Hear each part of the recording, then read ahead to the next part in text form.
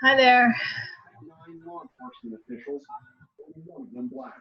The order makes no mention whatsoever of racism in policing. In his remarks, the president insisted that the problem of misconduct is limited to a very small number of police officers. I use the word tiny.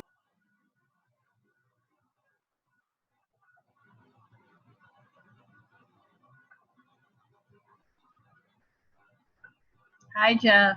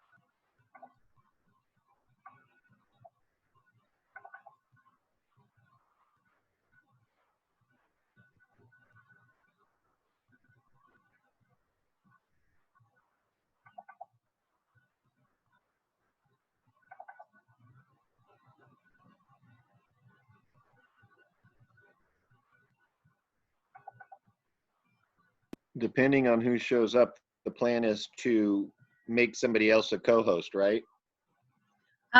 Yes, because you have somewhere else to go. No, it's just been a long day. It's been a really long day. I'm trying to know. find the minutes and everything else that I might need to screen share. Did you not download the agenda packet? Pardon? They're all, yes, they're all online, but I don't screen share from online. I screen share from the computer. Am I saying that right? So Yes. I had made it into a PDF and put it online, but I can't find where I put the PDF, to be honest. So I just put the Microsoft Word up for now because it doesn't really matter. That's the question I had for you too. I noticed that there was some sort of Crenshaw Boulevard or Crenshaw project presentation that was floating outside. I took it out. I thought I had already deleted it. That's for tomorrow night. Okay, I just wanted to make sure. Let me look. All gone now. Okie dokie. I'll be back in just a few minutes. Okay.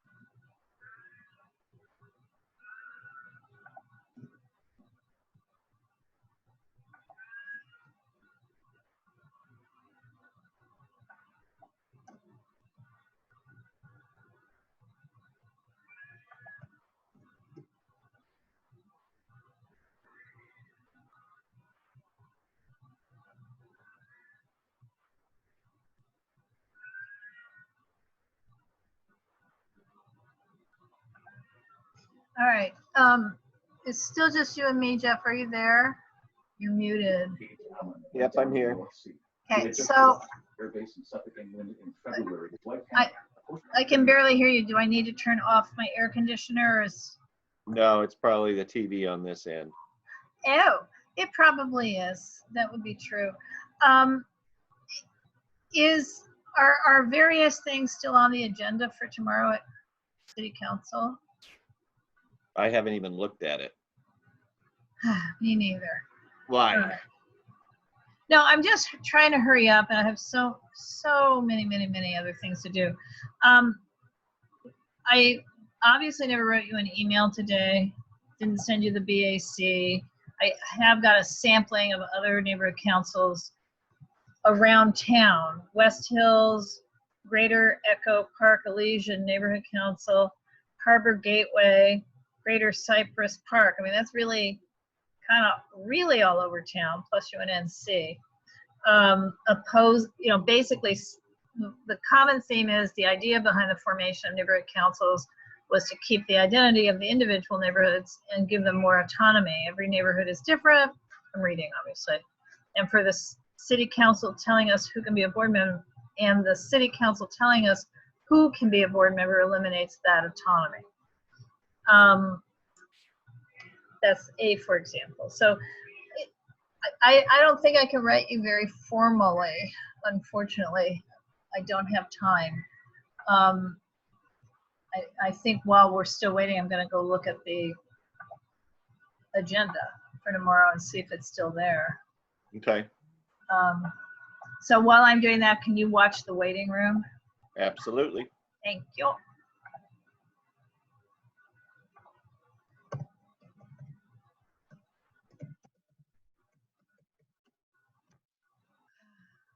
Oh, I didn't want to do this. Oop, never mind. I almost just eliminated something I wanted to keep.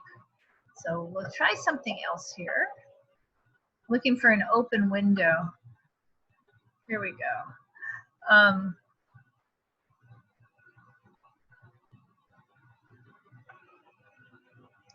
You know, they keep making the, they keep changing the city website. It makes it harder and harder and harder and harder to just find things.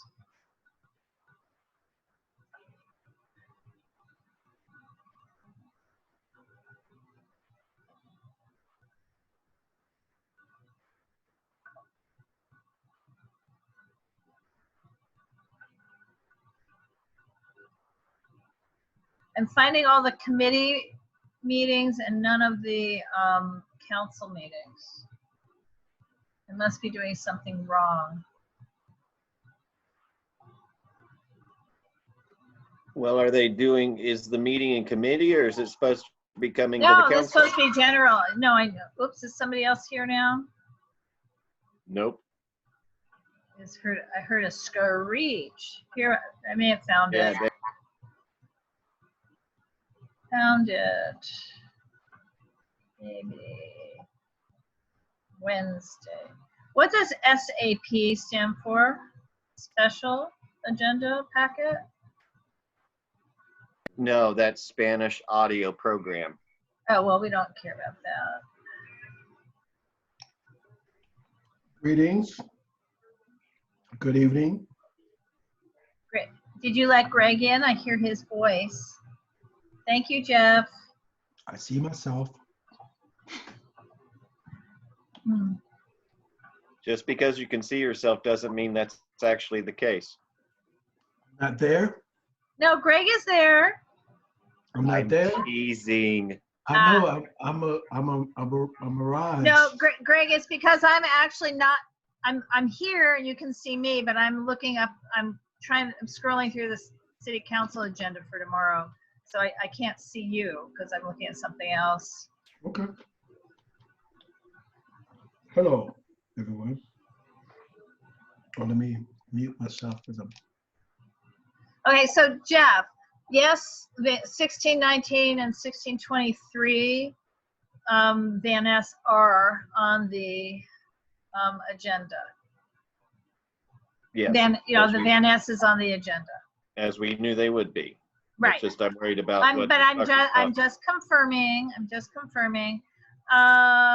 Your boss and Gil Cedillo and Price and Harris Dawson did a motion about the donation of surplus property to community land trust organizations for the purpose of meeting the needs of neighborhoods and communities. Do I know anything about that? Doesn't ring a bell unless it's for affordable housing and other stuff. Well, it just says a community land trust organization in each CD, council district, for the purpose of meeting the needs. That may be their workaround with losing the CRAs. Another workaround. Okay. Oops, here's some more stuff. So here's what I'm not seeing on the agenda. Not seeing this thing I'm desperately trying to hurry up and write this thing up for you. That's interesting. Oh, hopefully it didn't happen today. Today was a really, really long day on the budget and police reform. So I doubt something like that would have been on today.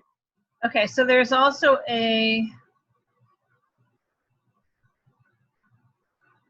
oh, that's interesting. So after tomorrow's meeting, they're not meeting again till Friday, June 26th? I can verify tomorrow, but it may be scheduling issues because we're at the end of the fiscal year. Right. But I'll try to keep my ears open and ask. You say they're not meeting again until the 25th? I'm seeing a posted agenda.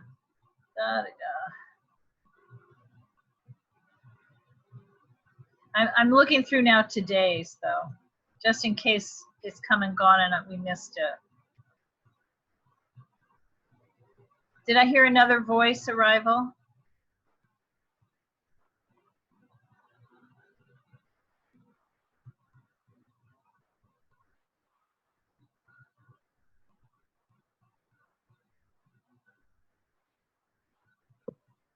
Hello. I did hear another voice arrival. Maybe you're just hearing voices. Nope, I'm hearing your voice. Ah. The point being, it looks like I'm there and paying attention to you, but I'm really looking at city council meeting agendas. Well, then I'm going to ask Greg a question. Okay. Howdy, Greg. Howdy. The funding thing for the masks for the Neighborhood Homeless Coalition, do I have to do anything with you to make that happen, or what's the what? No, other than the request was submitted and now we just need to buy them. No, Greg, we can't, we only have 3 more days. We have to have answers on those 2 requests because I can't use a credit card past Saturday. I thought we said we approved it and we were just going to buy them. We approved it. We right? did approve it. Are we allowed to just buy them? The question was, I thought we had to make, since it's, I know it's an outreach thing, but don't we need approval from funding, or what happens if I spend the money and they say, why are you spending that money? Okay, and we have a guest named Wayne Lilly who's presenting tonight already here on the meeting, just FYI, but doesn't matter, you can hear this. No, I thought you were gonna send an email to Shauna and just say that we did, and that's why we needed those BACs so quickly, the funding BACs, to make sure that there's nothing that they want us to redo real quickly, although it's kind of late to redo them as well.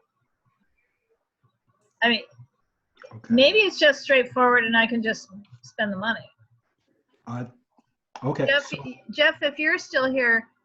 I thought I thought, well, and I'm here until you make somebody else the co-host, but No, that I thought- understand, but as long as you're still here and you were a financial officer in the past, not to mention a president, what we're talking about are the purchase of the masks for the homeless being done as a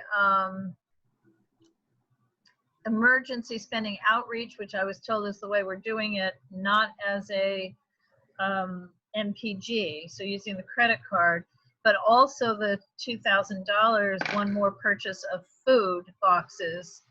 I thought we had approved that in that. We approved it. Has city clerk funding approved it? And I have to use the credit card, or Isaac would have, one of us has to use a credit card no later than Saturday. I'm Yeah. under the impression that didn't you have to get okay for approval for the food boxes? Therefore, I think you do need approval from some department. I mean, When I was can president send in an email. financing, I have never had to do that. Once we approved it, and as long as the funds were on the card and underneath the daily limit, then we could do it. Yes. But things are different now. I don't. Can I ask a question? Did you guys have to get a special approval for the food boxes? Well, the prior ones we did, but that's because we were doing So it. you did? No, So no, if we you had get them to. for- We had to because this was essentially not done with a board vote in advance. So that was a Okay, little so- different. Ding, ding, ding, ding, ding, ding. 7 Could we o'clock. just call somebody and find out? Sure, let me put that on my list, but I thought we just approved it and could spend the money. And Okay, hi, 7 everybody. o'clock. We're It makes just sense to yakking. me. We're not really in a meeting yet. Okay, Although the Oh, it meeting is? starts seconds. Now, yes, now. okay, Dory, I will. Thanks, Greg. So who would like to, Jeff would like to leave. Greg, can I make you co-host? Sure, Jeff, you're abandoning us. Jeff's got stuff to do. Yeah, I do have stuff to do, but normally I don't do executive committee meetings, even when we had physical meetings, because it's like sitting through your board meeting, which I am. He just Okay. turned himself off. Sure. Okay, I just made Greg a co-host, and then Dorit, if I made you a co-host, would you know what to do? Absolutely not. I would Aha. have no Okay. earthly idea. Okie dokie. Well, part of it is if I'm, for Greg then, because I made you a co-host, if I need to share the screen, I Yes. can't necessarily keep my eye on the waiting room. Yes, So I can't let people in if I don't Yes, see that they're waiting. So that's the main thing. And the other thing is I've been having internet issues. Probably everybody has of late. But if my connection goes bad, I need the co-host because that way the meeting doesn't get lost. I'm using a hotspot instead of the regular internet, so it should be okay. should be. Greg, Should be. I'm good. just a hint, if you have the Yeah. participant list up, Yes, at the very top is when someone will see, like, there's Lizzie right now. Yep, okay, and I just let her in. okay. Hi, Lizzie. Okie doke. All right, Okay. guys, have a good, productive meeting, and Bye, I will Jeff. see you on Thursday, but I'll probably talk to several of you before then. Okay. My friend. Be And good. I'm gonna just get up and retrieve my telephone, which is a room away, and call Asai, and I'll be right back. So you're just gonna see a room with nobody for a sec. Could you? Okay, never mind. Hello, everyone. Hi, Lizzie. Hello, Greg. Hey, How are you doing? Lizzie. Hey, Dory. And then I will call the meeting to order with or without him. Let me just see if he's coming.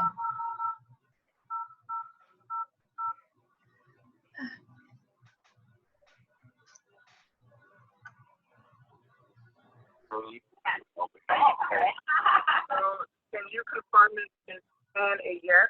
Can he unmute? Everybody can unmute themselves, actually.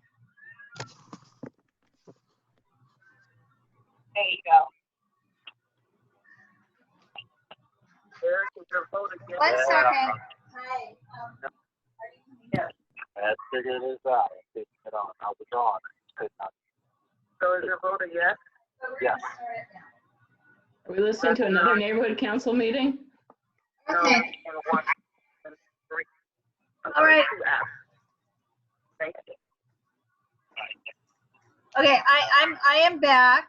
I would like to know who, if I can give you a name, the phone number 323-491-3401. Can I give you a name? Yeah. Can you hear me? Yep. Yes. This is Romero. Okay, let me just, perfect. I'm gonna spell it wrong though. Maybe I'm That's not. okay. That's okay. I think I got it. Tell me if I did. Romerol. Did it right. I did it Great. right. Okay. I am going to call this meeting to order. We are missing Asai Vergara, who's our vice president, but he's on his way. I just talked to him. On his way in a Zoomy sort of way, meaning he's not going anywhere, but he can't log in yet. So welcome to, oops, here he is. We're all here. Exec committee's all here. Welcome to the UNNC Executive Committee meeting. I am Laura Myers. I'm moderator at the moment and the pres of UNNC and not the chair of this committee, but I don't know, Asai, am I running this meeting or are you, now that you're here? You could run it. It's perfectly fine. Asai, Okay. you should run the meeting. You're the vice president. You should run the meeting. Yeah, but he doesn't have any of the screen share stuff, so. Okay, this is what I'm going to do. I'm going to put up the agenda. And we're all learning this, so we're just remembering how to do this. And I am, for whatever reason, not really seeing our agenda, even though it's here. So.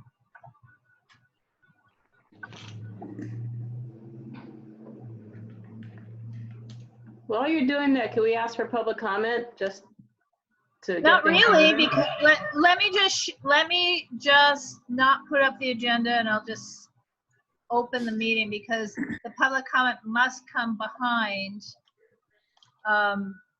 the little bit of discussion about how we run these meetings. So essentially, welcome to our meeting.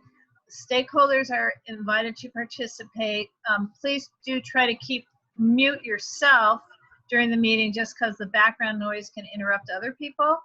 And if you wish to address the governing board, the chair, or in this case, executive committee, you should raise your hand. So if you're on your Zoom, at the bottom, it says participants. Once you click that and bring up the participants, you can also raise your hand if you'd like to speak. And are you guys now seeing the agenda? Did it actually share? No, we just And see that's fine. Basically, we do have a code of conduct. So governing board members, or generally speaking throughout the city, neighborhood council members, all sign a code of conduct. But in a meeting like this, that code of conduct will be enforced to make sure that our meetings are collaborative, supportive, and respectful of divergent opinions. Okay, so the first then order of business is, I wish I could figure out how to share this screen because it says it's sharing and I'm not seeing it share. So I'm gonna try it again. Okay. Try this again. Here we go. There we go. So now do you guys see it? Yes. Perfect. First order of business is approval of the agenda. As I have a few items on the agenda.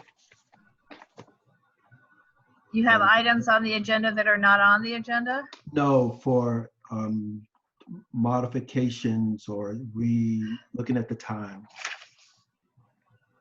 Proposals for it. far as the time that we have set for the executive committee business, Yes, there is. I would like for us to, instead of 7:15 to 8, make it 8:15, 7:15 to 8:15. All right. And then for, in the interest of making sure we monitor our time, if we could set about 10 minutes for each of the items. Some items may take about 5 minutes, but set 10 minutes as our time frame for I those. don't necessarily think we would want to have 10 minutes on each of these items, actually. Some of them can take much less, Yeah, and- some of them would take about 5 minutes. if not 0 minutes. Yes, And at least, yeah, exactly. right. So my proposal is that we set 10 minutes for each of the, specifically item A, B, F would probably take about. Okay. Greg, I hear your concern. If we were to vote that now and we hit 10 minutes, then we have to vote again to extend, and it will actually make our meeting go longer. I'd rather use this as a guidepost. It's up to you. It's up to everyone who can vote. That'd be you, me, Isaac, Dorit, and Asai. But we can't necessarily cut off a speaker. We would have to stop and then do a motion to extend the time, and then have a discussion on that motion about extending the time, and then vote on whether or not we're extending the time. My concern is that our practice has been that we've been going over, and if we either set the time or just make it a general practice that each item would have 10 minutes as a general practice, that will Yes. help govern our time. And I agree. What I'm asking you, I'm suggesting and not just hinting that we not do a motion to set the time, but rather that we hear and understand your goal. But if we do a motion, then we'll have to do subsequent motions. Dorit. I agree with Greg. I think that if we know that we have a time limit for a item, that it'll help us giddy up and get along. So I have absolutely no problem with. Well, then the two of you need to do a motion and second. I have no problem with his motion. I wouldn't mind seconding it. Fine. So it's moved by Greg and seconded by Dorit that the time for executive committee business, or in other words, item 3 on this agenda, be extended from 7:15. Well, it's going to start after 7:15 because we're at 7:11 and we still have public comments. But from 7:15 to 8:15, but that no item is more than 10 minutes? Yes. Yes, and then of course we need more time, we will add the time. Yes, And but that- that'll be that. But if this motion passes, those will have to be subsequent motions. Yes. So I can't call the question, but I think we must call this question. So I'm just going to do this by roll call. Greg, Yes, Dorit, Yes. Asai. Can I abstain? That's like voting yes, so it doesn't help. If your answer is no, vote no. And if you abstain, just understand you voted yes. Let him abstain if he wants to.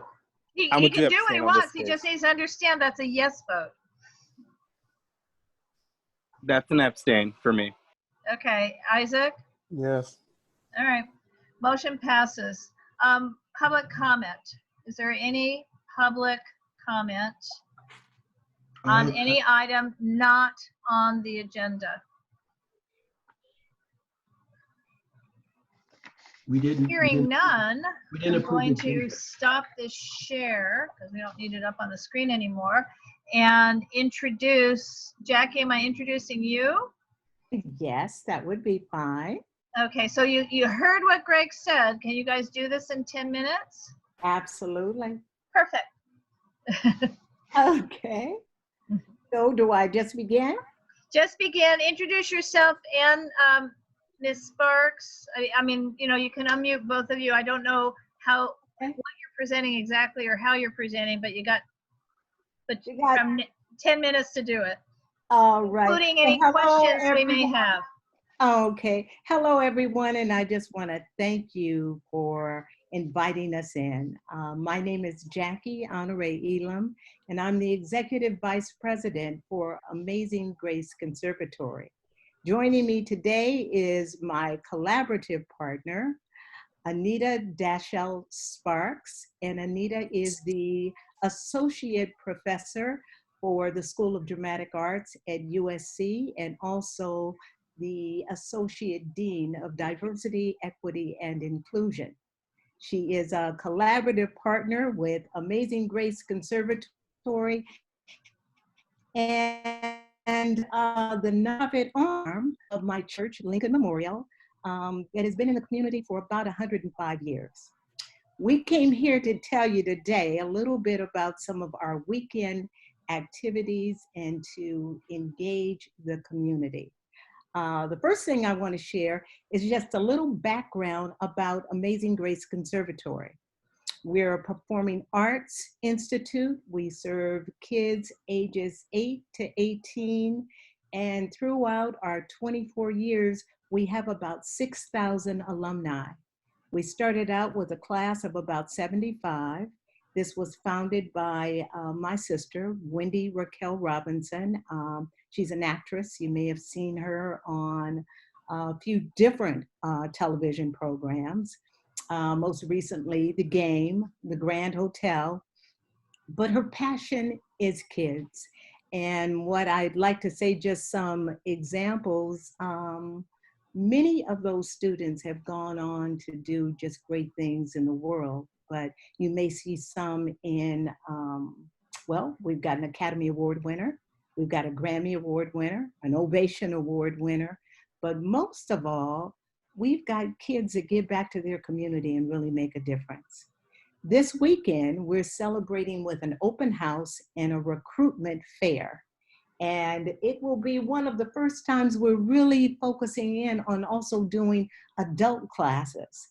So if you think about all the disciplines, acting, dance, voice, when you come to AGC, Amazing Grace Conservatory, you do it all. Generally, sort of pre-pandemic, all of that would end up in a culmination of sort of a Broadway show or musical. But this time, everything is online, it's sort of virtual. So I want you to tune in and see our virtual kind of showcase and open house. The reason we're here today, though, is to also talk to you about our project, the Sugar Hill Arts Revival Project. And I'm gonna let our partner talk to you, and we'll leave some materials so you can see a little bit more about what we're doing. So Anita, can you join in? I sure will. Thank you. Thank you for inviting us to the meeting. We're excited to be here. So we joined forces about a year ago, actually, and applied for a grant through the California Arts Council Creative Art Placemaking Grant. And we were awarded the grant. It's a 2-year grant. And what we really wanted to do was to focus on the Sugar Hill Arts District. And we wanted to find different innovative, creative, and interactive ways to build community, to sustain community, to engage with community about learning the very rich and diverse legacy and history of the artists, of the activists, of the civic leaders that lived and resided in Sugar Hill during the 1940s, 1950s, and how that has become, has continued to be a diverse community and a very robust place of history and of art and of activism. And so one of the proposed events that's a part of the CAC grant was to create a living museum. In light of these concurrent pandemics that we are in the midst of, we had to be very innovative about how to use the space, use the Zoom space, use the virtual space to our advantage in doing and sharing some of these events with the community. So we transferred the Living Museum into a virtual museum. So we wanted to invite you to our virtual museum that will take place on a webinar Zoom platform that will also be live streamed through YouTube on this coming Friday. The kickoff and celebratory events in relationship to Juneteenth. It will be on Friday, June 19th from 6 to 7 p.m. And we have our research interns, our teaching interns have done a wonderful amount of research with a design student from the Roski School of Arts who designed our virtual museum under the consultation of Laura Myers and Billy Green, who've been fabulous advisors with us on this project. And we really wanted to honor the legacy of these artists, activists, and civic leaders, such as Hattie McDaniel, Lauren Miller, Ray Charles, Ethel Waters, Louise Beavers, Butterfly McQueen, Little Richard, and so on and so forth, Norman O. Houston, Cortland G. Mitchell. So all of the people that I named have an exhibit in this virtual museum that chronicles their early life career, their mid-career, their and all of the different contributions they have made and the legacy they have left with us from generations to come. And also another feature of the museum, the students, current students and alumni from the Amazing Grace Conservatory do reenactments and dramatizations in honor, in homage to these individuals. And that is actually a part of the virtual museum as well. And when we launch it on Friday, we actually will take all of the attendees through the entire museum. And we would love for you to be a part of it. It's really going to be a great treat. And there's one other component, and we'd really like for you to participate in it. And that other component is what we call a hashtag summertime challenge. And so what we're doing, we're asking everyone to sort of do their version of the song Summertime and post it. So I'll leave you some materials. I'll do that through Laura Myers. But it's a chance to post it on social media, invite your friends to do the same, and we're going to have all of those shown. And so it's just a chance, you know, sometimes you need a little chicken soup for the soul. This is what all of this is about. As we go on through this grant period, we'll have a series of what we call spotlight challenges, where we'll highlight different artists throughout the month, play their music, and do that through sometimes celebrities, sometimes regular people, but we just want to have fun and sort of lift spirits. I think it's going to be a great time, and this project is all about community engagement. As Anita said, really want to thank Laura and thank Billy and Denise Jackson, who I first started talking to about the project about over a year ago. And we were really excited, but you know, it takes time to pull everything together. So I'm hoping that Laura and Billy stay involved with us. Our project will culminate next year in a street festival. So just keep your eyes open. We hope to post things on your site, and it will include fashion shows, walking tours, lots of fun activities and workshops, most of which is free. So we just want you to come on down and have some fun, okay? So let me ask either Anita or Jackie, do you have the webinar or Zoom meeting, the URL? Can you type it? You know, if we're going to do something for Friday, can you type it into the chat? I don't know if you can chat to everybody or just chat privately, but if is it okay to send you something, Laura? I have. That's okay. Yeah, that's fine too. That's fine too. Okay, that just came in, so I'll send you our flyers, our promotional materials. Okay, cool. And the registrar webinar link, it's active right in the flyer, so you should be able to. Okay. So yeah, so just send me something and we'll get it out tomorrow, I guess. Okay, all right. So let me see if anybody has any questions. I don't see any raised hands, but if anybody, we have a minute left on this per Greg's rules. Romero, do you have a question? No. Anybody? Okay. I think we should just share this with the schools in the community also. So if we Right. have this, I will forward that to the high schools and middle schools in the community. Oh, thank you very that's much. wonderful. That's Thank you. exactly what we want. Thank That's you. wonderful. And I Thank guess you. we should say, does everybody knows where Amazing Grace is, right? They're on the corner of Wilton and Washington. Thank you, Laura. That's important. Right. Greg, right behind your house, more or less. Okay. Okay. All right. Thank you. Thank you. Like Thank you it. all so much. Thank you. We appreciate your you. support and engagement. Thank you. Thank you. Okay. Next item on the agenda is a proposed neighborhood purpose grant, an MPG funding request. And we do have Wayne Lilly here.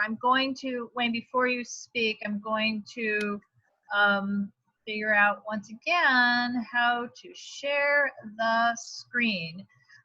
But before I do that, this is a MPG grant that's being asked of us and of separately other neighborhood councils.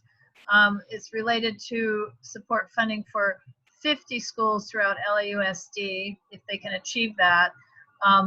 And not one in every neighborhood council, because there's almost 100 neighborhood councils. So half of the neighborhood council areas, if this goes well for them, to equip, it's for kids and bikes and kindergarten, and Wayne will tell us all about it.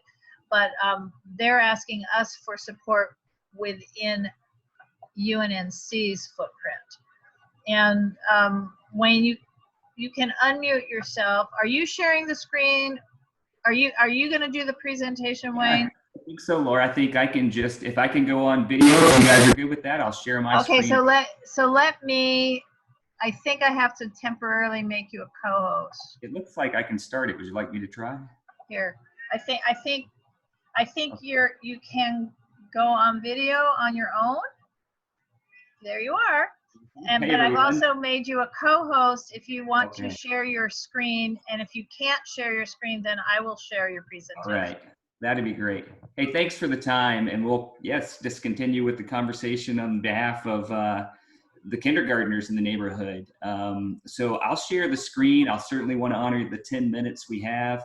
Laura, thanks for previous conversations and just teeing that up. But ultimately, yeah, what's true is we want to help really ultimately every kindergartner in LAUSD's footprint get this, but we're going to start working within 50 pilot schools in the community. So I'll share a PowerPoint if that's okay. Just try to build out a bit of understanding and tee it up for questions. So Wayne, the main thing is, now that we have our 10-minute limit, Yep. since we also have to look at the funding request, you need to kind of stick to 6 or 7. We'll do it. Yep. Okay. I'll tighten it up. I'll pull the screen up. Let me know if you should be able to see this. So here we go. I'll share screen. Maybe. Share screen. Let's see here. And This is hard technology. all right. How are we doing? Well, there you go. Okay, perfect. So this is just for insight, so you can see a little bit about what All Kids Bike is. And yes, I'll go through this pretty quickly. I have the slides numbered, just depending on if you're seeing this on the screen or might be remotely doing it. But just as background, my slides aren't moving now, so let's see here. Well, if you want to stop, I can try sharing it. maybe so. I can't advance my slides for some reason. I'll stop Okay. share. So let me try. Okay. Greg, don't ding him too badly. I know I sound like an ogre, but I'm very merciful. Right. Thank you, Greg. You're welcome. We'll be fast. If we can get it, I can certainly share it without seeing the slides, but I think it would be helpful if you could see it. Yes. Okay. I've got it. Let's see if this works. That's Are perfect. you guys seeing it? Do you see the Yes. share screen? Yes. Okay. So you're on page 1 that Yeah. it says all kids bike.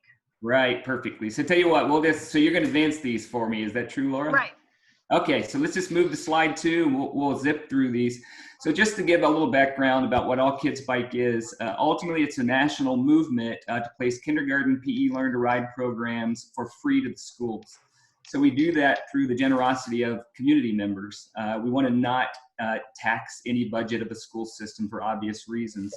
So this is a growing support of a coalition of parents, educators, business folks, nonprofits, and just generally in the public that we're seeing happen. And just for the sake of time, I'll fly through this. So Laura, we'll just advance on. I'm on 3. Yes, so on page 3, a little timeline, or a little, just a timeline for understanding. So you saw that the grant request is from the Strider Education Foundation. But just to fill the background in a bit. So Strider, the very first Strider bike was really inadvertently invented in the garage by a father who simply lovingly wanted his 2-year-old son to learn to ride a bike.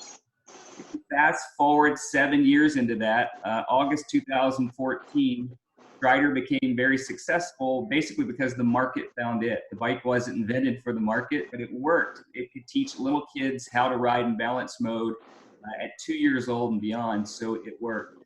As the company grew in 2014, Strider started the company something called the Strider Rider Fund, and they decided, and you have to hear it closely and well because it was a very generous move as a company. They decided we're going to give 1% of all gross revenue into a Strider fund, and the goal was ultimately to help every child, no matter the circumstance in life, learn to ride on a bike, especially those that couldn't have access to a Strider.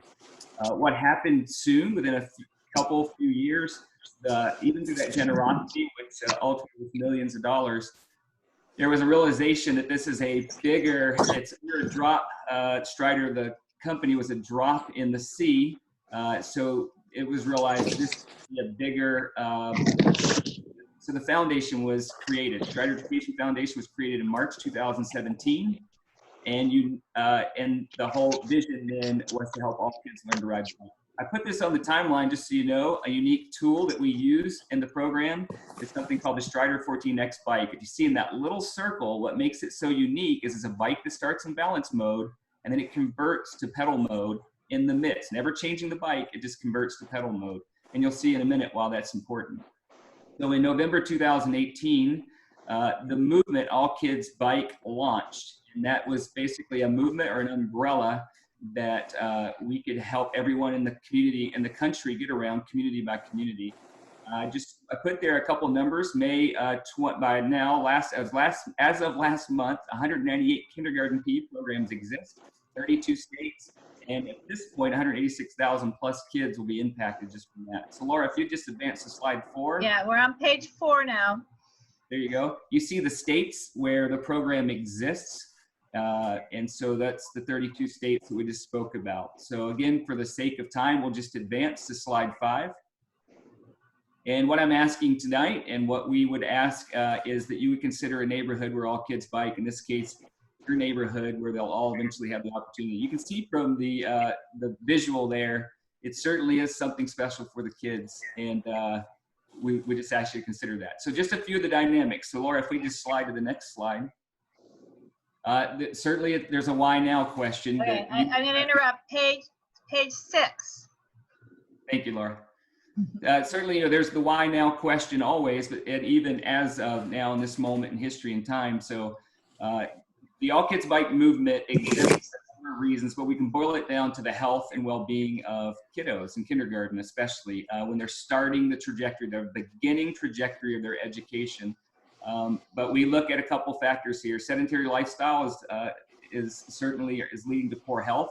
I would have to say modern day, we all know, just looking at family and our scenarios, sedentary lifestyle is setting in. So we want to make sure to be part of that solution. So obesity rates in America, the highest recording history. And we know that those associated diseases like diabetes and heart disease and depression are all climbing, and they are connected with that. Although they don't manifest themselves until adulthood, we often see, in most cases, we do see that seeded and begin in, at childhood. And so then there's also the element that elementary school students spend 7+ hours on a digital screen. And then there's the reality. This is interesting that some folks, some of us who grew up riding bikes, that 52% of American children actually don't know how to ride a bike right now. The majority can't ride. And then of those that do, only 1/4 of them will even pedal a bike one time. So just a few of the numbers. There's a lot more to talk about. For the sake of time, we will move on, and we'll enter some of those for a second. So our vision, page 7, our vision is simply that we believe that learning to ride a bike improves a life greatly, and it develops balance, it develops mobility and safety, environmental awareness, and certainly facilitates health. And I would say that health in two really important parts right now, that would be physical and of mind. And then finally, especially in kindergarten, I really have taken pause right now from my role as I speak on behalf of kindergartners around the country. I can't imagine a kindergartner entering school as of late, maybe in history, where they haven't needed maybe a good dose of confidence going in more than now. So as their education begins, that confidence is important. So we want that in the classroom, and a bike's part of that. So Laura, if we'd slide to slide 8. So we do want to just help biking become the 4th R. For the sake of time, we'll slide on to the next slide, page 9.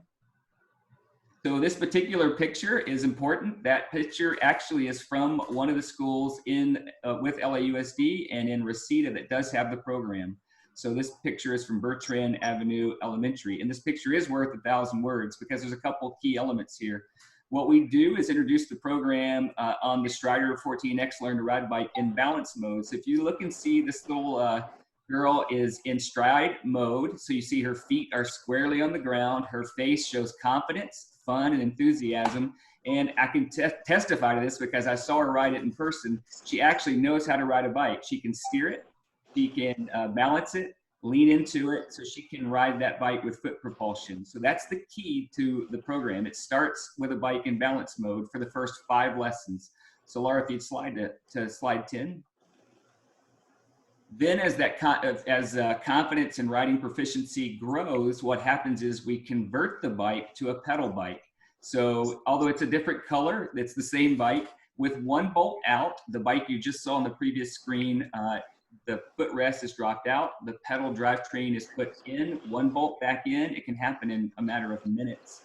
Then it becomes the pedal bike. What's interesting about it is, in this case, the child already knows how to ride. They already know how to steer. They already know how to glide. All they're doing is learning to pedal. And so that's why it's so successful. So it's converted to where they learn to pedal, and they have this confidence moment. For the sake of time, we can't show it, but I'll tell you this, if you can envision this. Lloyd, who's the young boy on this bike, after he took his little ride across the gymnasium floor, he whispered the words into the mic. It was beautiful. And that's what we want to hear from the kids at the end of this. So Laura, if you'd slide to the next slide, 10. The kindergarten PE program basically it includes each of these. So we offer to each school the program with an online training and certification for everyone that would so the PE instructors, teachers that would be involved in this. There's an 8-lesson curriculum that's theirs for the perpetuity. The 22 Strider bikes, 22 helmets, 22 pedal conversion kits, and then we give 5 years technical support. So that's what goes to the school to implement this program. Laura had asked a question earlier, and I'll just even address this. The beauty of this is that although the program is theirs and the 8 lessons we want them to do to the point of riding, the fleet of bikes is the school's to use as they wish. So we've seen this between cross curriculums even use these bikes in fun, unique ways to encourage students and certainly others. So sliding to the last slide. Laura says slide 12, if you don't mind. The last thought is this. We do know, we're certainly very aware that schools around the country are looking at how to re-enter. One of the unique questions and things that we've talked about with LAUSD wellness programs is, what strengths does this program offer as we're walking through unprecedented times to introduce active health into the school? A few of the key elements that we have identified as strengths, actually, as we go back to school, are this program certainly helps teach a kindergartner spatial awareness. That is a tough lesson for a kindergartner to know. We can't just put whistles and tell them to stay apart. But if we implement bikes, for example, we can help them learn keeping distance is important, and safety in that it matters. Because if you get too close on a bike, there's consequences. It helps them translate to some of the lessons we need them to learn in our current situation. Also, limited touch points. Most classes will be bike per child. If the classes are a little larger, it could be 2 children per bike, but still yet you can easily clean that single bar spots, and the touch points are very limited. As I mentioned, muscle, cardio, mental health, and then the last one is simply community building. It is a level playing field for all students. One of the ways, and I'll finish with this, that I came to All Kids Bike was I actually served with a nonprofit that helped children with disabilities. And what we've seen across the board in the couple of years we've implemented this program already is it levels the playing field. The least and most athletic, the children who have disabilities, who might have even thought they couldn't and taken dream off tables, are putting dreams back on tables. So it is a level playing field for every child who enters the gym. Smile at those bikes and know we can do this together. So it's also a community building effort. So that would be it. I'll just obviously leave it to questions now. Okay, I'm stopping the share. Dorit has a question. I don't have a question. I just want to make a motion to extend this item for another 10 minutes. Okay, is there a second? Second. Greg seconds. I'm going to do roll call. Dorit? Yes. Isaac's got his hand up, yes. Laura, yes. Greg? Yes. Anasai? Yes. Okay. So they have filled out the full funding request. We have the IRS letter. We have everything. So I could post that, or we could just start having a conversation. It's everybody's pleasure. Conversation. Because I have a question I too. have questions too. Okay, so I have a question. everybody has a question. Am I My hand allowed to is go up. first, or do I have to wait? You can go My first. hand was up first, so. Okay, Dorit, you go first. I can't, you don't get it. I don't have a hand raise function on my Dorit, end. stand this up, I yes. seriously love this project. Seriously love it. How are you going to decide which school it will be in the UNNC boundaries? Right. Are you going to limit it just to LAUSD schools? Or are you going to include charters? Well, the charter schools are, but are charter schools included? And the next question is to the board. I do think this project is worth $4,000. I don't know about spending $4,000 the first month of our fiscal year. So those are my 2 questions and 1 point. Right. So, and Wayne and I and his other partners, we've done some emailing back and forth. There are 4 basic elementary schools, LAUSD schools, that have kindergartens in our footprint, and they are Carson Gore, 24th Street Elementary, 6th Avenue, and Arlington Heights. Oops, and I've got a person in the waiting room that I'm letting in. So we also have Click, but I don't think this would work for them. I mean, it would work, but I don't think LAUSD. Remember, this is an LAUSD pilot program as well. Pico doesn't have kindergarten? 24th Street School, I think, has 2 schools on its campus. I think there's Greg is Sharing a list of schools. Yes. So Pio Pico doesn't have a kindergarten. This is for grade, it's only grades K kindergarten. So thank you for sharing this. This is great. And I had looked at Mid-City Prescott. They don't have kindergarten, and you confirm it by posting this. So what I don't see 24th. Okay. 24th Street School, I think at this point, Greg, can you confirm, has both an academy and a regular elementary, or is it only one school there? It has the early education, but it says it's K through 4. Okay. Yeah. Right. So 24. So anyway, I had asked the question that might be on other people's minds. Hey, it's only 8 weeks. Why can't the bikes go from school to school in our territory? But that is not how the program works. It goes to one school. We would be able to select the school, and I don't think tonight I am prepared to know which school is the best one to think about. If we were to move this forward, you know, what I was told is that we would work with them and LAOSD to pick the school. Yeah, I'm gonna stop sharing screen. So Wayne, you probably wanted to answer some stuff on this too. Certainly, I'll help fill in the blanks there. One, I share your heartbeat. We would love for every school to have this program. So what's important to realize on the front end here is these are 50 pilot schools. The ultimate goal is that every LAUSD elementary school will have this program. So we want to start somewhere. We want to start with 50 schools. That's our target. It comes down to funding. So our request to the board here is that you would consider funding the first pilot school, with the goal being whomever that is would basically be leading the charge for the other schools to gain the program as well. Maybe it's a local business that would see it, that would then jump in and provide the funding for the school, other 3 schools to have the program. But ultimately the goal is that every school would have the program. Laura did ask, and we do get this question a lot about, because this is a program we want to see, by the way, go out across the country. We're grateful to be working with LAUSD, but we're working with other cities and other schools across the country. It's best the program be in one school because of the whole heartbeat is to use the program holistically throughout the year. So although we do want the kids to ride a bike, that is a #1 objective. There's a lot of characteristics and traits that come with that.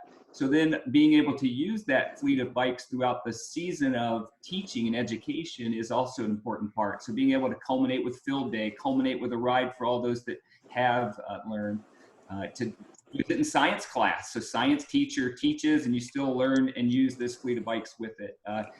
What we also know is it is projected to last 5 to 6 years, and that's a real conservative estimate. So that's a $4,000 investment per fleet. If you average out the number of kids that will learn to ride in school, it's $10 or less for that investment. But if we transition that from school to school, what happens is the loss of ownership. So bikes get lost more easily, bike helmets get lost, they get damaged. And then there's just maybe the ownership or the continuation of the experience, the confidence, etc., especially for those who might have more challenges that need an extended period of time or limitations. It's important that the program be there. So that's why we suggest that it stay with a school. But I'll conclude with saying our heartbeat would be that all 4 schools gain the program. We understand the funding might not be there for all 4 schools to gain it out of the chute. Greg, you had some questions? So my question is simply which school was already selected, and that has been answered. Yeah. Okay. So for Marcus, sorry. Okay, I'm going to ask that everybody mute yourselves because I'm getting background noise. I don't know about the rest of you. And then when you're called on, you can unmute yourself. So Wayne, you can stay unmuted because people are asking you questions. Okay. Thank you. Thank you. Whoops. So I don't see any of their hands raised. So are there any other questions, discussion points? So Dory, one thing you brought up, I don't disagree. We also don't about should we fund this early in the season, as it were. Do we even know how much money we have yet? No, actually we do not. Although likely we have the 32. There's another movement afoot that if and as the city council takes away money from our LAPD and funds, not a refund, other programs that had cuts, there's a lot of competition for where does the money go. But there is a movement to give neighborhood councils back some of their money, or maybe a lot, because the idea of putting the money in the local community. I don't know that that's going to happen. The city is out of money. But so likely we're going to have 32 plus, Greg, what do you think, 6 rollover-ish? About 6,000. Right, 38. And we also have the $4,250 from the grant money that Lizzie and friends won for us. That's a So, different, so we're in gooder shape perhaps than some, if gooder is a word. But we certainly have less money this year than next. They'd like to get this program off the ground in August. Is that right, Wayne? We would. The LAUSD target date, I think, of opening is August 17th, but we certainly are all, as everyone else, listening closely. Right. So my question for my fellow executive committee members, number one is, do you guys want me to screen share the actual technical request forms and all that, or you already looked at them? And you know Already reviewed them. and they're filled out. you need to see that. Properly, unlike sometimes. So the question is, are we moving this forward to the board? Greg? Mark, to the members of the board, we need to consider all of the projects that are coming to us. And when we drafted the budget for next year, we talked about reaching out to the schools to find out what the schools want. And then we also talked about talking to the neighborhoods, the smaller neighborhoods, to give them funds. So this is a great project, but I think we should make sure that we look at all the projects and all the efforts before we make a decision on the one that is in front of us at this time. And that's taking nothing away from this project, because it is a great project. Right, but the problem is, Greg, and I hear you, and I'm not disagreeing with you, but this project is either funded or not funded. Dorit, because of the timing. Can we fund it at a lower amount, say $2,000? Because I'm just really uncomfortable spending so much of our budget on one thing. Great thing, but it's right. And well, the school has to have a PTA or some fundraising group or other community members who can help out as well. It doesn't have to just be us. Well, here's what I was thinking, and remember we have our little 10-minute, now 20-minute limit. What I was thinking is we move this forward, but we all have homework. Meaning Greg would be reaching out to the principals of those schools to see if any of the 4 even want it. Because if they don't, then that's an answer. I think, Dorit, you and I could perhaps reach out to other groups to see if they can join in on the 4,000, so that for us it's not the full 4,000. But we would have to have those answers by the governing board of July 2nd if this was a program the board wanted to fund in the time frame that they're asking for. And Greg, I understand your concern about asking everybody else about everything, but we would still need those answers if we're going to ask everybody else about all the other programs. We still need to know, do the principals want it? And are there other funders local that could partner with us so that the $4,000 isn't just from us? Dorit, is your hand still up on purpose? It wasn't, but now it is. I don't think it's really our responsibility I don't want to be charged with the idea of finding the extra money at this moment. I don't mind helping out, but it can't be our responsibility to find that extra cash. And yes, we really need to know, do the schools want it? I say we vote on this, move it forward, and then we could change the amount at the governing board meeting. Okay, so you heard from Octaviano, we can go down, but not up.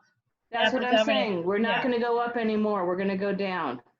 Okay, no, at governing, if we go down, governing board can't go up. I know. We're not going to go more than 4,000 anyway. Got it. Okay. And are we attempting to pull this from this year's budget or next year's budget? We can't take it off of this year's budget. We're too late. Yeah, so that increases my concern because of the way we set the budget up, but let's move forward. Right. Yeah, Greg, I've heard your concern, and I agree with your concern, but it's incumbent upon us that if what we're trying to do is create a situation where everybody has a chance to give us a proposal, then we need to send that information out like yesterday and ask for those proposals. But because this one has a time frame, the other ones may or may not. And remember, we can't fund events at this point. Zero funding for events. So we might be wanting to set aside $10,000 of the total budget until January, when we find out if there can be any events, but we're not allowed to fund events at this time. I really say that we should You have just a send this, motion? take a vote and send it to the board. Is that a motion, Dorit? Is that a motion? Well, that's not a very well-written motion, is it? Worked for me, my friend. Dorit, is your motion to move this forward as Yes. presented to the board on July Second. 2nd? Second. Okay. So I think we've lost Isaac. So I'm going to do, Dorit, Yes. Greg, Yes. Asai. Is Asai Yes. really? Oh, yes. Yeah, he's here. He's here. He's muted though. He said yes. Oh, he did. And I say yes. Yes. Okay. So again, Greg, either you or I or somebody, or Wayne could do it. We need to contact those school principals because, and I would say one other thing. 24th Street School has the Garden School Foundation, so I don't know that they need two programs. Need is the wrong word. But, in my world, I'd want to, if we were going forward, benefit the school that needs it most. I don't know how we decide which one needs it most. We have no ability to make that determination. Well, it may be the school that has 300 kindergartners, probably none of them, versus 20 kindergartners, because they can, in other words, maybe need it most or where the most kids benefit. Okay. Or where the principal wants it. Okay, we're good. I don't know if that needs to be discussed here. But the motion has passed. Doesn't need to be. That's. Okay, all of this, the Takes rest us of this is offline. Motion Yes. has passed. Wayne, you good to go, buddy? Thank you, Greg. Thank you, Laura. Thanks, team. Wait. If we can help in those reach outs, we'll be happy to do that. We do that on a regular basis. You need to do that because if I reach out to them, I will ask them what else do they want. So I'm not a pure advocate for your program. Certainly. I'll be an advocate for this is who we are, and we have money, and we want to give it to you. What do you want? So, Right. so you should do that. But We'll be happy to. I'm still going to reach. Okay, thank you. We'll be happy to. Thank you, guys. Thanks for your time. I sincerely appreciate it, and we do hope to help impact your kindergartners' future. Thank you, bud. Take care. All right, we're good to go. Okay. Greg, can you do me a favor? Can you Yes. text Isaac, because he's half Yeah. here and half not here. He can't hear or see anybody, but I don't even see him in the room, as it were. Okay. So as we move on, can you tell him to log out and come back? Okay. Thank you. You're welcome. All right. Oops, because he's on the chat, but he's not in the room. It's odd. So he needs to log out and come back. The next item on this agenda is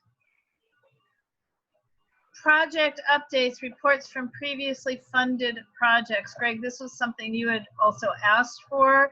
I don't know that we have any reports from previously funded. Yeah. Let me finish this, then I'll respond to that. Okay. So, but can I move on to item D? Interview candidates for open UNNC governing board seats? Yeah, that's going to take a while. Give me a minute. No, well, I guess say what? move to item D. Okay. Okay, So log out, I'm log in. letting Okay. Isaac back in the meeting. Okay, good. I'm ready to talk about that item. Okay, Good. which one are you ready to talk about, C, Greg? C. C, okay. Okay, so my concern for this is that when we give money to someone, we need to be clear that we expect them to come back, and we need to be clear about them reporting back to us, whether that's when the project is finished or come to an agreement of when they think they will implement, and then they should either give us, I would hope that they would give us some type of written report or come back again and do a presentation, a 2 to 3 minute presentation, 5-minute presentation of the success of the project so that we will know that our funds are being used properly. And I know that there's, in the paperwork, there's a section that talks about this, but I just want us to stress that when we give money to people, that section that says when they're going to come back or report back the success of the project. Just that that we implement that protocol and follow up on that protocol. Okay. That's it. That was it. All right. Dorit has her hand up. Sorry. 100% agree. They should be given a time limit of when they have to get back to us. And it's, when I was treasurer, there used to be a document that everyone who got funding had to fill out saying how the money was spent, how many people benefited from it, and a few other questions. It was on the whole Empower website thing. I don't know if it still exists. It's been many years since I was a treasurer, but I'm sure it's still, something like that still does. It's there. I'm just saying that we just need to follow up on that and just make sure people know that we expect to see them again. A short meeting, a short presentation, or at a minimum, a written report from them that this is what's happened, and that way we can say, we just gave the bike people $4,000, and this is the result of that. You know, so many 2,000 kids were served by this. That's it. So yes, that is there. I just want us to be mindful of that. Right. Greg, that I've actually asked, for example, and we got the one letter of thank you with a couple of photos of the people who got the food. Right. Is that good enough for you, or would you want in something like that? I mean, that was my funding project, so am I supposed to have filled out that form? I could have. I still can. Well, no. We're not the service provider. So the people that receive the funds should report back to us. I mean, you may have initiated, but they receive the funds. And yes, a letter and pictures is fine, but as much as possible, if they could come back and present, it's more personable. It builds better relationships with the community. You know, they see us, we see them.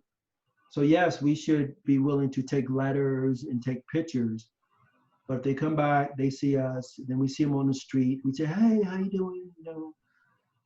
So I just want to do that to build community. So in person is better. Letters is good. Pictures are good. But in person is much better if at all possible. Right. I think what I'm getting at is the only money we've spent this spring since COVID hit was the $5,000 in emergency funding. So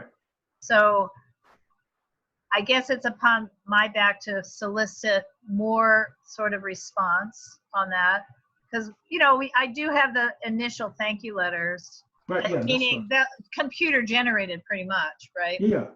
And then just moving forward as we go into next year. Let's just keep it in mind for next year. Let's not bug people about the past. Just moving forward. Okay, so are we done with this item? I'm done. See, that was 2 minutes. Greg, your microphone is kind of going in and out, so. I'm done in 2 minutes. So you're done? Okay, so the next item is interview candidates for our open seats. So I'd like to introduce you to Lizzie. Oh, you guys already know her. Lizzie, she's the only person who filled out a candidate application. Lizzie would like to apply for the open Jefferson Park area rep seat and make her at-large seat therefore vacant. If we were to agree and move her forward for the area rep. So I'm gonna ask Lizzie to say a few words. I don't know that we need 10 minutes of interviewing, but she might want to explain why she wants to switch. Lizzie, you're on. I'm gonna turn my mic off because I'm like.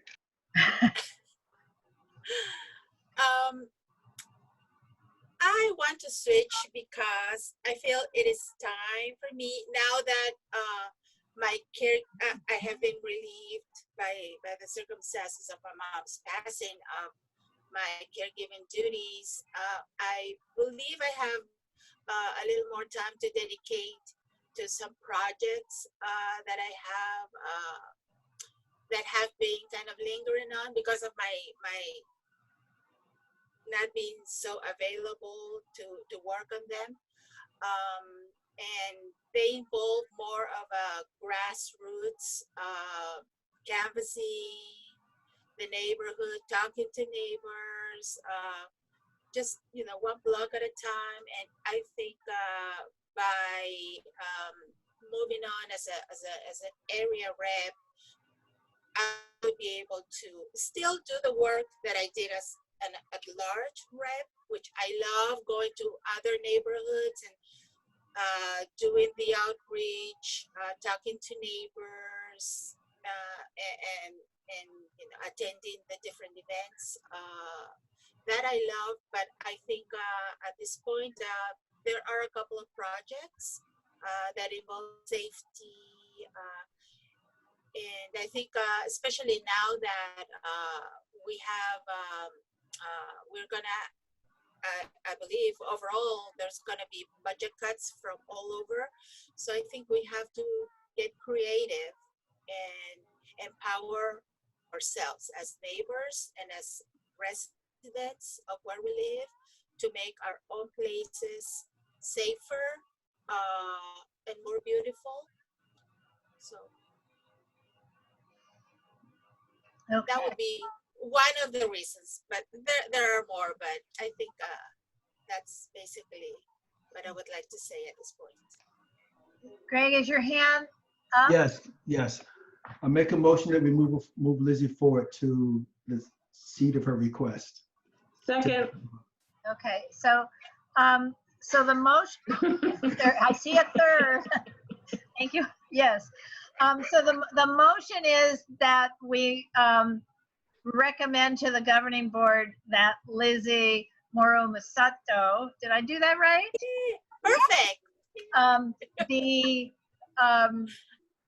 Be transferred, be named to the open vacant seat in area 6, which is Jefferson Park, East section. That's the motion. That's the motion. Okay. Second by Dorit. So Greg? Yes. Dorit? Yes. Isaac? Yes. Asai?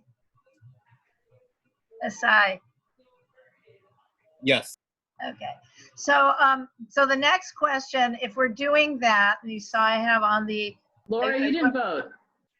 card. Oh, yes. Yes. Sorry. So what I put on the agenda once I learned that Lizzie wanted to do this, I added the phrase possible other board vacancies to be discussed and potentially to be acted upon. So obviously we don't have anybody else in the room to act, but what I wanted to point out is that it doesn't solve our quorum issue because we're just sliding Lizzie over. And we have 2 real vacancies and at least 1 at-large position where the board member hasn't been coming. So what I'd really like to propose is to be allowed to put out another call for at-large candidates and interview them at governing board. So fill that position if we can on July 2nd. Our tradition has been to interview at executive committee and recommend to the board, but I cannot see anything in our bylaws or our standing rules that require it. But this is a conversation, not yet a motion. Dory, I know you had some thoughts on that. I'm actually quite in favor of that. I think anytime someone wants to be on our board, we should give them as many opportunities to be on to come to us as we can make it. So I say yes, put out the call for the different areas we still need, plus the at-large for July's meeting. Right, so that we would, in effect, at the beginning of the meeting, declare Lizzie's at-large seat vacant, and then, assuming somebody's raised their hand, interview that person or more than one somebody to fill it. Either way, it has to become vacant before Lizzie is voted in as an area rep, but we would just do it at the top of the meeting if this is the path we want to follow. So, Asai, do you have thoughts on this? I don't. Or Greg? No, let's Or move forward. Isaac? We need people. I'm good. Are we all good with this? Good. We need bodies. Okay. Helena, do you have a thought on it? Well, but you have to. What are the areas that are other than Jefferson Well, Park? the other area rep that I thought someone was applying, and God knows she still might, is Area 4, which is Kinney Heights, Western Heights, Gramercy Park. And that's definitely vacant. So if we get an application, we can act on it. And then the at-large position that Lizzie's giving up is like the one I have. I mean, it's community interest stakeholder position. And so you can live in any region, or you can be involved, in a real way within our UNNC. And it's just that we're getting people resigning. So, I'm getting worried about quorum. Okay, and Lizzie, your own thoughts on the interview process since you're on the board. I mean, do you think it's okay to change our ways for the moment? And not, Oh, yes. not, I have no objections. all right. Objections. Everybody's good. Okay, I don't think we have to, well, will you guys tell me, do we need a motion to do that? I mean, to change our recent tradition? Or can we just do it? If Let's there's do a nothing in motion. if there's nothing in the bylaws or the standing rules, just let's do it. If we want to do a motion, we'll do a motion, but I don't think we need to. All right, I don't think we need to either. Okay. So, Yes. okay. And hang on, because I keep checking the chat just in case I'm getting other little There's no messages. chat. Oh, There's no chats in there. There's no yeah, chat. well, Zoom group chat that is, not so groupy, because I think I have that off, but I have private chat, so Yeah. that's so bad. I see the So Zoom bad. chat. Okay. I put on the agenda number E. It's really thought, not action, even though I wrote possible action. But on July 2nd at our governing board meeting, we have elections for officers and appointments for chairs of standing committees. As you all probably know, many of our committee chairs are not existent. We don't have an active, currently we don't have outreach. We don't have a real public safety chair. And our co-chair for it never met, the environmental committee, which is not a standing committee, but sort of is, was Kyle Pratt, and he moved.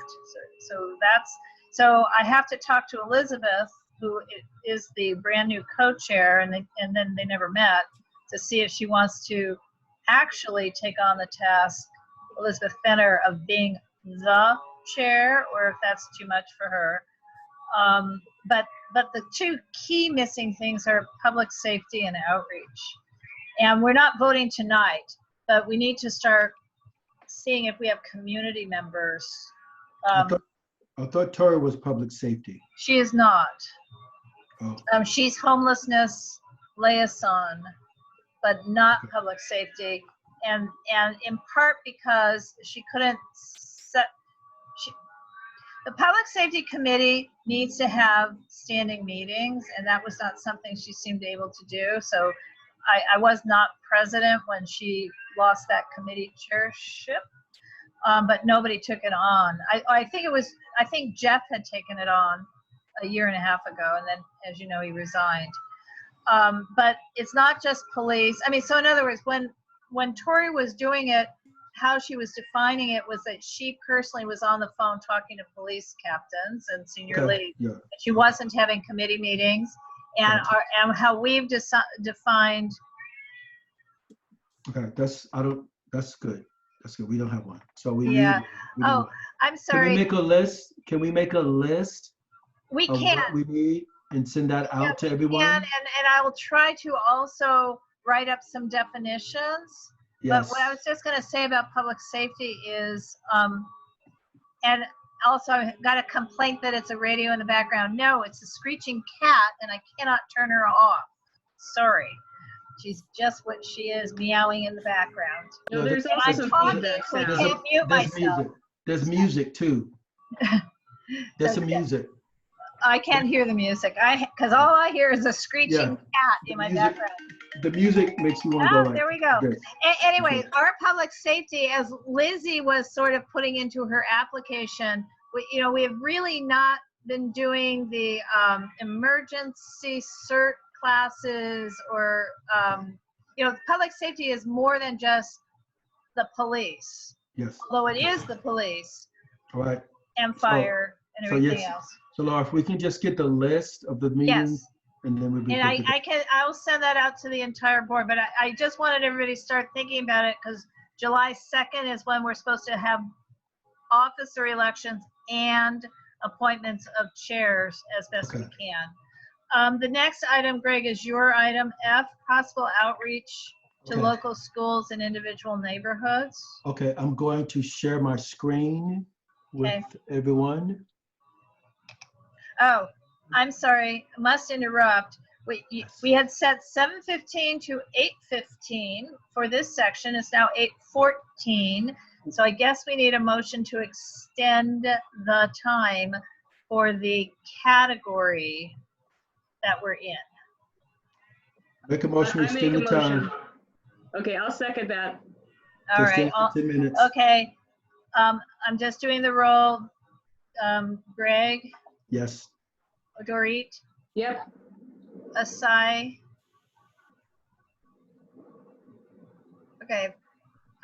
Because of the share screen, I can't hear or see. So I'm skipping Asai.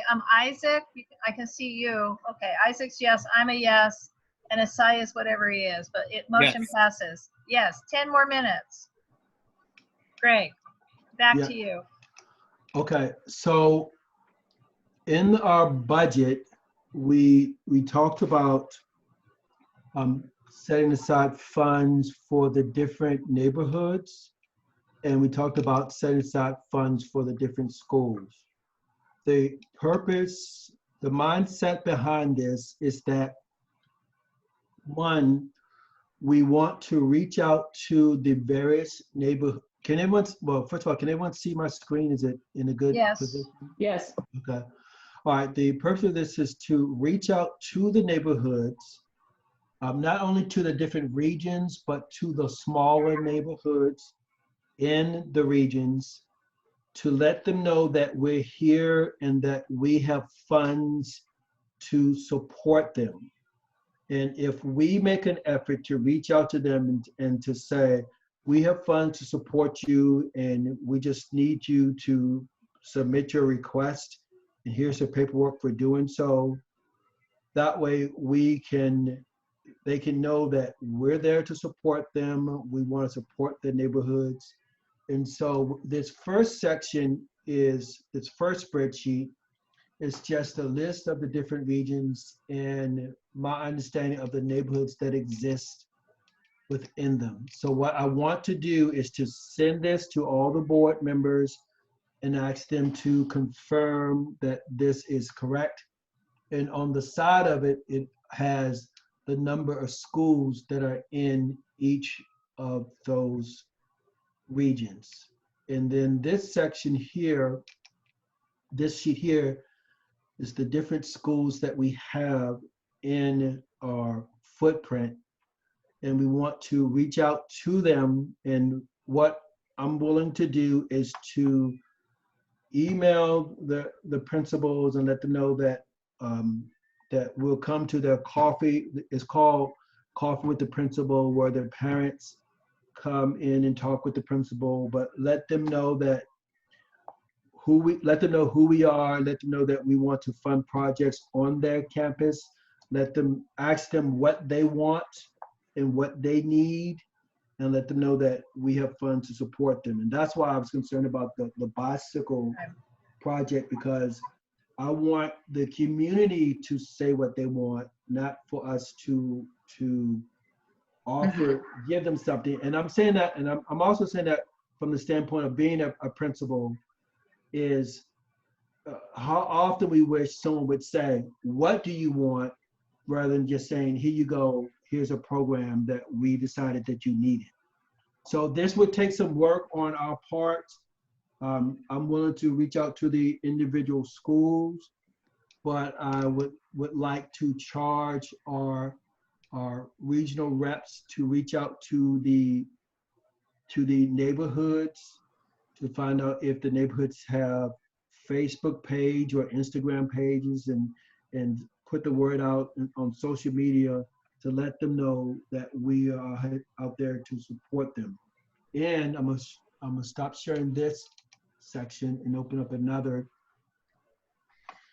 On our budget, we put in about $200 per neighborhood and $200 per school, and that's not a lot of money, but it's at least a start for us to make contact with them, build a relationship with them, and get them involved. If the parents know that we're here, that can get them involved. The schools know we're here, that can get them involved in being a part of our organization. So it's part recruitment, part advertisement, part saying, be the change that you want, and all that good stuff. So that's the overview of the proposed projects.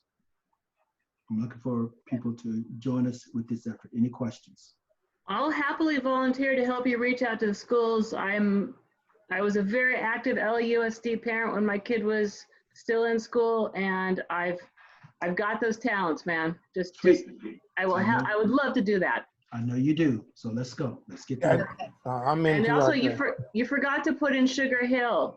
So you forgot my neighborhood on that. So when you send out that little list, I'll put in Sugar Hill as one of the neighborhoods. Now I'll be quiet. Well, Dory, did he have Harvard Heights at all? Now I'm glazing over. He did, but he didn't have Sugar Hill. We're our own little community. Yep. Okay. Sugar Hill. Well, it's West Adams Heights Sugar Hill, not just plain old ordinary Sugar Hill. But yes, although Jackie's back, would call it just Sugar Hill. Anyway, Greg, the main thing is we really have to be focused. If we tell people we have money, but we only have money for certain things. And again, when I talk to Shauna, and when I've been talking to Dunn on all these president and chair meetings, we cannot fund events, period, at this point. So no block club parties, no 4th of July barbecues, no events whatsoever while we are in a pandemic. And the problem with schools is we have to go through an affiliated nonprofit or a non-affiliated nonprofit, but the school district does not, as far as I know, have a direct relationship with Dunn whereby we can actually just fund a school, from what I understand. So there's a finesse to how we can do this. It doesn't mean we can't do it, but we have to figure out how we're doing anything. So it may be that we need to find some nonprofit to do an MPG through if you've got schools that need this. I just don't know if we can buy equipment. When we bought equipment last year for the library, we didn't give the check to the library. We gave the check to an affiliated nonprofit that's related to the Jefferson Park Library.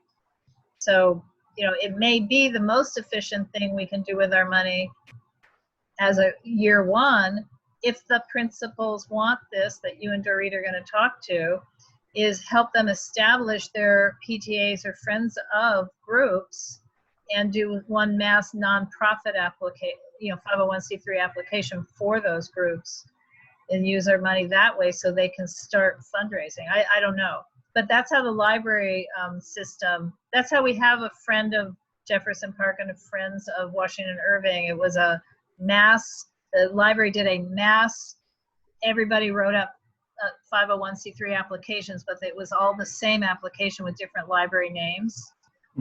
One big room, which we can't do, but we can do a Zoom meeting. One big room with a lawyer saying how to fill it out, and then they all turned them in. Okay. So that was years ago, but that's how it was done. Right.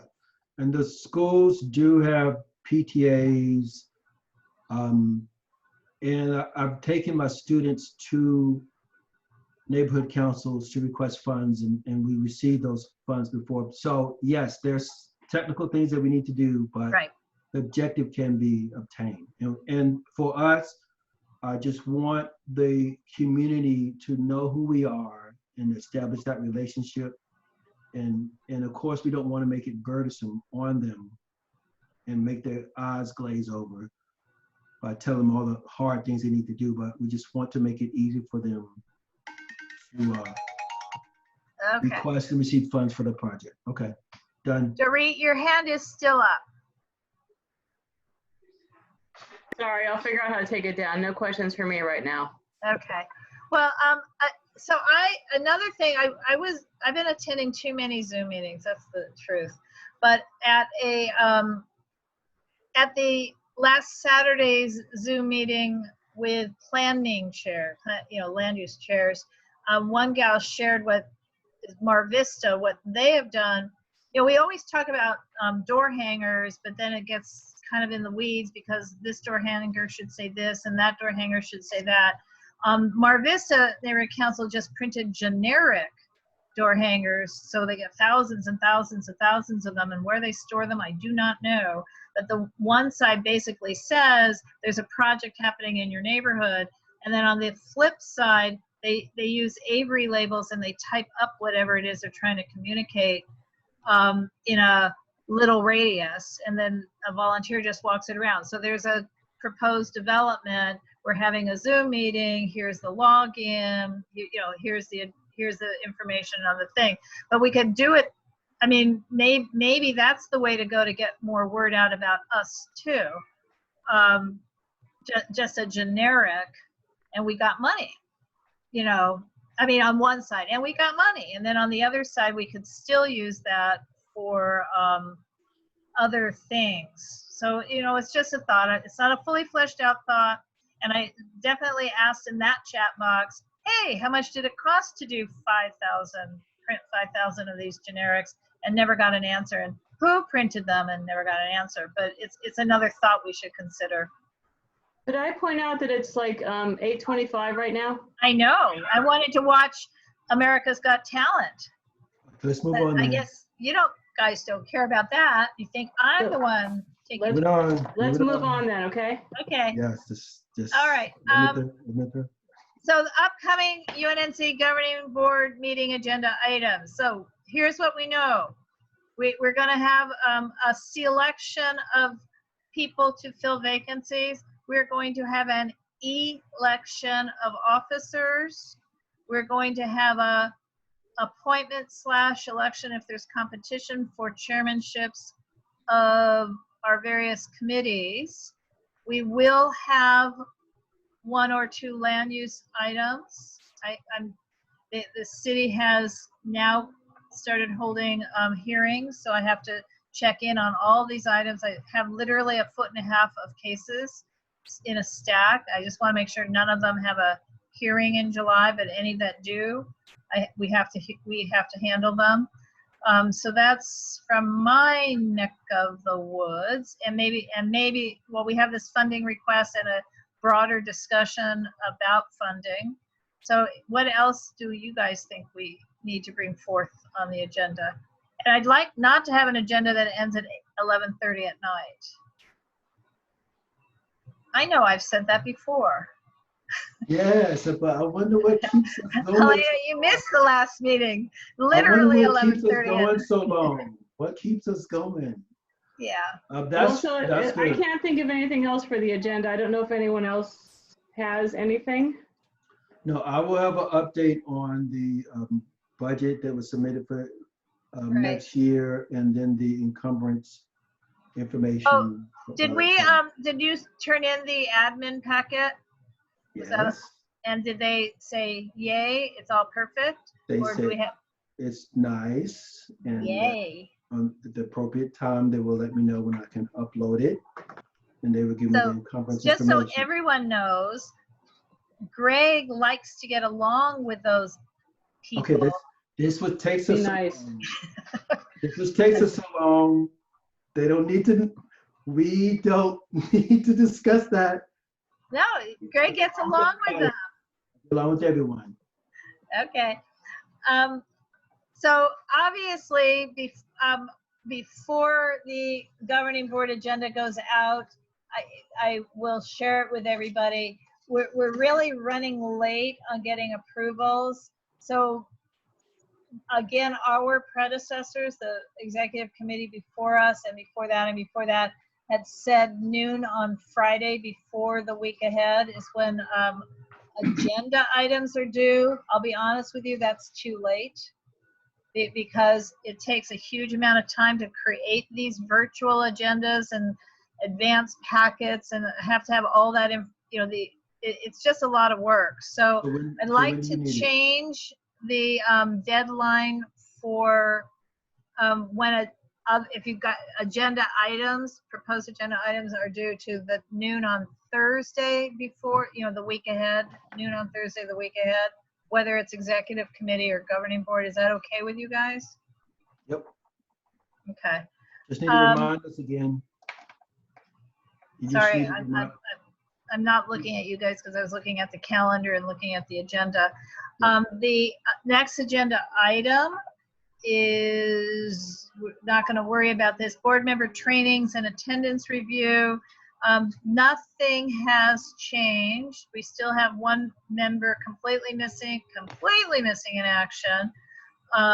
Greg, I did talk to Chris, but the conversation didn't come back in full circle. She had lost her phone and the computer was down, and then the internet's been down, but that's as much as I got. Did you have a chance to talk to her? I called her and she called me back, and I haven't checked my messages here. Okay. Well, she seemingly her intention is to stay on the board, but her actions seem to be all over the place. But she's very concerned about Demetrius as well, her husband. He's not sick, but every day she worries that he might become sick because of his age and medical condition. So yeah, I understand this. Hard times. Okay, number I, discuss meeting communications protocols. We did the best we could tonight.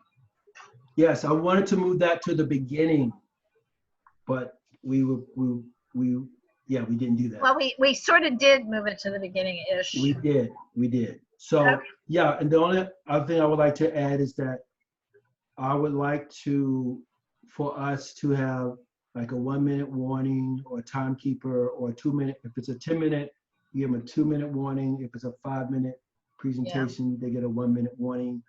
And I need for us to, board members, people in this room, to be mindful of our airtime, that we don't prolong the topic. That would be. Okay.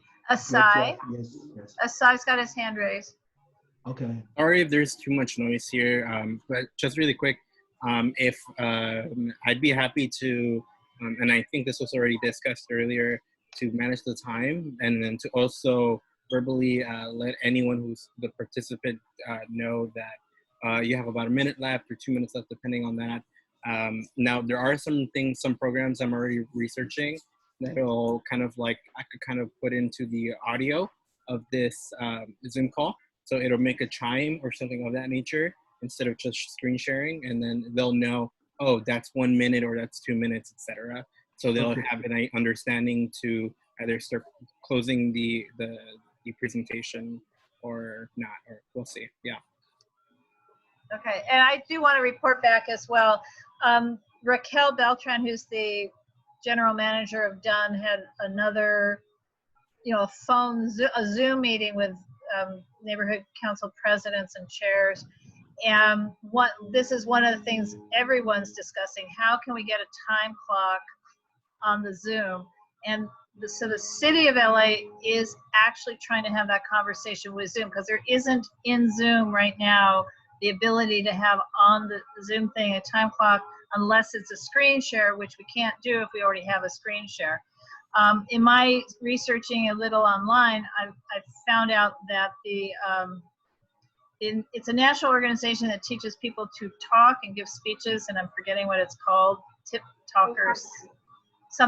Anyway, the point is that organization is also asking Zoom to do this, because they actually are teaching people to speak in 7 minutes and no more than that, or 5 minutes and no more than that.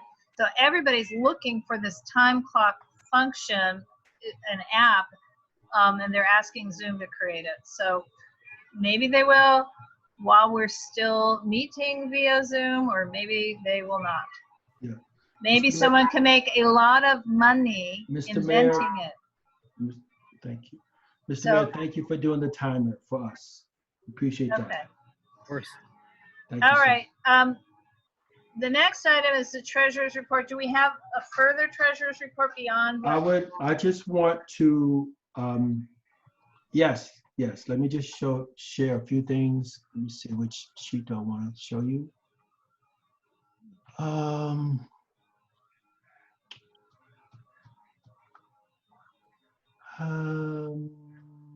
Let me pull up I'm sorry, my apologies, team.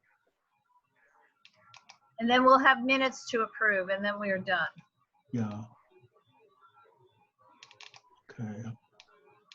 I should have this open already. My apologies.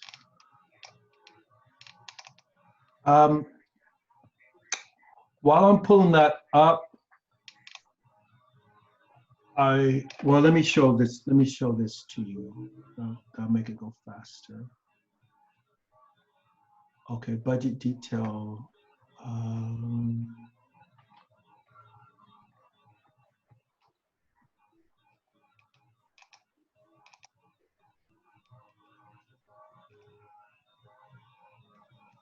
Screen. Okay. This is more than you ever wanted to see about our budget, because it's the detailed budget. Right, you've got the screen sharing on, but there's nothing that I'm seeing. Your screen sharing is paused. So let me do it again. Zoom share. How's that? Well, it says you're screen sharing, and then it says double click to enter full screen mode, which there's nothing there. Okay, so now stop sharing, and then I'll share screen again. And how's that? There we go. We got it. Okay, all right. So this is more than you ever want to see about our budget, because it has the different, we're able to look at the different categories. So far we spent $30,443.37. I'll pull up the mayor's in a second. This is, then what I've done is I looked at the money that we spent on our webpage, for our webpage support, and we spent $3,337. So plus the 496. The 490 plus the 496, yes. So this is what we spent on Ann, and this is what we spent on Wendy in the past. And let me see what else I want to share with you.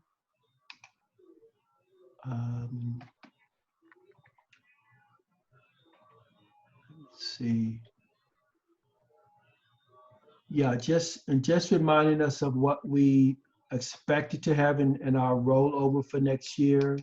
We expect to have about $6,000, but Shauna will let me know exactly when that happens. And just a reminder of this amount is lower because we spent additional funds, but because we funded these additional items here, the 700, and we'll harvest, leaving us about $9,000 or so. Again, not counting web page maintenance that we still had coming up. So I guess that's or I just Right. shared that without showing you the screen. But, Right. So and did you have a chance to figure out why they, or, you know, when we were, Greg, when you and I were looking at the MERS, yes, our balance is correct. No, whatever right, that. but they just but took it off the May MERS instead of June, or encumbrance? No, I don't know what that glitch was, but the adjustment that we have on our current MERS is correct. So I know that looks a little freaky when you look at 1 month's MERS. Well, and just then- so everybody knows what we're talking about is when we go to if you go to the general page, you will see that we have, I don't know, 12,000 available, something like that. And it was a drop of several $1,000s, and it's like, what just happened? But when we encumbered the funds for the street trees project, they've already removed the money, which is fine, and are transferring that money to next year to spend, though, right, Greg? I don't know that that's Gone from this year, but not gone forever. It's just gone to the next budget. Yeah. Correct? I don't know that that's the reason why. Pardon? I don't know that that is the reason why. I just know that. Well, they better not have just taken it away. They have to give it back the next budget year, because we haven't spent the money yet. Right. Yeah. So just saying, I mean, it was a weird glitch. If they were just saying it's no longer available for this year, I'm cool. If they're pretending it was spent and we don't get it back on July 1st, I'm not cool. So we'll just keep talking about it. Let me share another screen for you. So Right. the MERS. All right. Can anyone see this? Right. Okay, so this is the May MERS. This is the remaining balance. This is what we spent in the month of May. The categories, this is the expenditures. Again, our donations that we made. We'll harvest, money for Ann's services. So 2 payments made there. Another payment for Ann for extra work that she was doing. This is outstanding, so that hasn't hit yet. And then we submitted another payment for Ann Right. for this last No, month. so again, my concern was only the oddness of reducing on the May MERS the amount of money, because we didn't vote the encumbrance until June. So it should have been on the monthly expenditure report for June. As long as we all know what it was, it probably doesn't matter that they took it away, way retroactive. And we do get it back for next season, please God. So in theory, we have less money now, but the $4,000 moves forward to next year, and the Clean Streets grant moves forward to next year, and the remaining funds also roll over. So, so you know, that's the thing. Okay. I'm done. That's it. And so I will screen share the minutes, and then we're done, right? As long as I can find the minutes. It's really strange because it's supposed to be, you have everything up. There it is. Okay, can you guys, see the minutes except for, hang on a second. Ugh.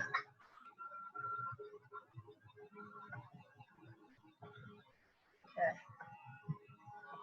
Can you guys see the minutes? Nope. No? I did, but it went away. Great. Okay, that's the wrong thing anyway.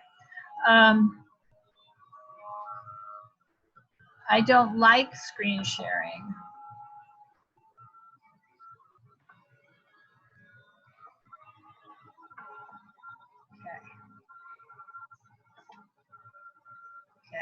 back here. Now do you see them? Yes. Okay, I'm going to try and make the view a little smaller, zoom it out I like that a view. little. Oop, that's no good. I like the other view. Yeah, I know, it's like, My eyes aren't that good. getting out of that. Okay. Why am I getting, are you guys seeing 2 pages? That's no good. It's very Yes. strange. Yes, but So I we did can not read it. intend, that I didn't plan on. Put it Sorry. back to 100. Wait a minute, here we go. There we are. Put it back That's to what I 100. planned on. Okay, so has everyone read the draft minutes out of the advanced packet? Yes. I'm gonna remain silent. Yes. Or you have them in front of you in your own homes. So the question is, do I need to go through these, or do we just need a motion? Can I just, can I make a motion to approve them? Can I Hey, not because I wrote them? you hang can do on a that. second. I'm going to ask Asai that question. Asai, when you were secretary, were you allowed to make your own motion to approve? Yes. Yes, I was. I did It was too. usually, the only reason I would ever do that was because, just because I wanted to expedite something, but it is allowed. Okay. Yes. Well, Yeah, Dorit moves. Who seconds approval of the minutes? I'll second it. All right. Is there any discussion? Are there any? I want to say one thing. Yes. I ma'am. suck as a secretary and you guys should fire me. That's all I gotta say. No. No. There is somebody else who's interested in the position in Yeah. July, so we're Yeah, very fortunate Dorit's for going that. out and finding her own replacement. Let me Yes, just I say. did. Yes, so we don't need to fire you, do we? I can't find the screen. Okay, so I'm sorry, Dorit moved, Greg seconded. Yes. If there is no discussion, I did try to make a few spelling changes on the word recuse, but I see I missed it a few times. So my correction would be to make sure no recuse is no RECUSE. Make those administrative changes. And we can make those fixes. But Right. beyond that, is there any substantial anything that anyone sees, or can we take a vote? I'm ready to vote. Hearing nothing, we're taking a vote. Not all in favor. Dorit, Take the shared screen. Yes. off. Greg, Yes. Asai. Yes. I'm stopping the share. I can't see if Isaac is still with us. I don't think so. He got bumped off. He's He trying got to get bumped back off again. All right. Yes. So, and I say yes. Minutes are adopted. Oy, Sweetness. yes. So We're doing good. we're done. Oh, no, not necessarily. Sorry. Committee updates, if any. I'm saying nothing. Are there any other committee update? Oh, Isaac's on his way back in. Yeah, the internet over here has really been bad for days, just so you know, you guys. Okay. Isaac back. Isaac is back. Nope, Isaac is trying to be back. He's joining. Yeah. He's not joining very fast. He's trying. Yes. Oh, this is so annoying. Not about Isaac, but about the internet. Okay, but anyway, committee updates. I don't think we have any committee chairs besides myself here. Is that right? I'm saying nothing. Old business discussion and possible action. Is there any old business that anyone? Hi to Isaac. He's back. Any old business? Okay, moving on. None. What? And then we're at adjourn. We would be at adjourn now.